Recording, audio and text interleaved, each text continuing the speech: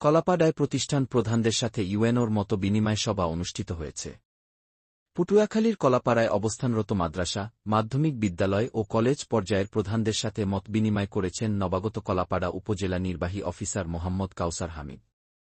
বুধবার ৮ অক্টোবর বেলা ১১টায় উপজেলা পরিষদ কার্যালয়ে এ মত বিনিময় অনুষ্ঠিত হয়।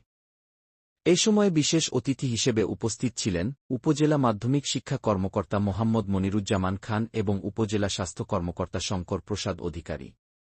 সভায় শিক্ষক নেতৃবৃন্দের পক্ষ থেকে বক্তব্য রাখেন কুয়াকাটা খানাবাদ কলেজের অধ্যক্ষ সিএম সাইফুর রহমান, কলাপাড়া নেছার উদ্দিন কামিল মাদ্রাসার অধ্যক্ষ মাওলানা মোহাম্মদ নাসির উদ্দিন, মুসুল্লিয়াবাদ একে মাধ্যমিক বিদ্যালয়ের প্রধান শিক্ষক ও উপজেলা মাধ্যমিক শিক্ষক সমিতির সভাপতি মোহাম্মদ ফখরুল ইসলাম, খেপুপাড়া বালিকা মাধ্যমিক বিদ্যালয়ের প্রধান শিক্ষক মো. আনোয়ার হোসেন, কুয়াকাটা মাধ্যমিক বিদ্যালয়ের প্রধান শিক্ষক মো. খলিলুর রহমান, পিএনডি মাধ্যমিক বিদ্যালয় প্রধান শিক্ষক এবং খেপুপাড়া সরকারি মাধ্যমিক বিদ্যালয়ের শিক্ষক মোহাম্মদ নুরুল হক। এ সময় উপজেলার সকল কলেজ, মাদ্রাসা এবং মাধ্যমিক বিদ্যালয়ের প্রধানগণ উপস্থিত ছিলেন।